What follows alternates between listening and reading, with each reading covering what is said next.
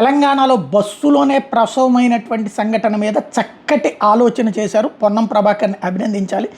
తెలంగాణ ఆర్టీసీని కూడా అభినందించాలి. ఈ విషయంలో రాఖీ పౌర్ణమి నాడు గద్వాల్ డిపోకి చెందిన ఆర్టీసీ బస్సులో జన్మించే చిన్నారికి జీవితకాలం పాటు రాష్ట్ర వ్యాప్తంగా ఉచితంగా ప్రయాణించేలా బస్సు పాసును అందిస్తున్నాడు తెలంగాణ రాష్ట్ర రోడ్డు రవాణా సంస్థ యాజమాన్యం ప్రకటించింది. ఆర్టీసీ బస్సులు బస్ స్టేషన్లో పుట్టిన పిల్లలకు జీవితకాలపు ఉచిత బస్సు పాసుని ఇవ్వాలని గతంలో యాజమాన్యం తీసుకున్న నిర్ణయం మేరకు ఈ ఆడపిల్లలకు బర్త్డే గిఫ్ట్గా లైఫ్ టైం ఫ్రీ బస్ పాస్ని మంజూరు చేస్తున్నట్టు పేర్కొంది. అట్లాగే కండక్టర్తో పాటు గర్భిణీ డెలివరీకి సాయం చేసిన వనపర్తిలోని mother and child government hospital staff nurse Alivelu మంగమ్మకి డీలక్స్ సూపర్ లగ్జరీ సర్వీసుల్లో ఏడాది పాటు ఉచితంగా ప్రయాణించే బస్ పాస్ని సంస్థ అందించింది.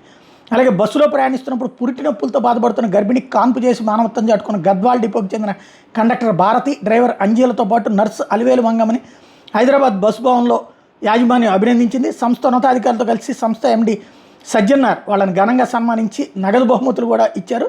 అలాగే డీలక్స్ సూపర్ లగ్జరీ బస్సులో ఏడాది పాటు ఉచితంగా ప్రయాణించే బస్సు పాస్ని నర్సు అలివేలు మంగమ్మకి, చిన్నారి ఉచిత బస్సు పాస్ని గద్వాల్ డిపో మేనేజర్ మురళీకృష్ణకి అందజేశారు.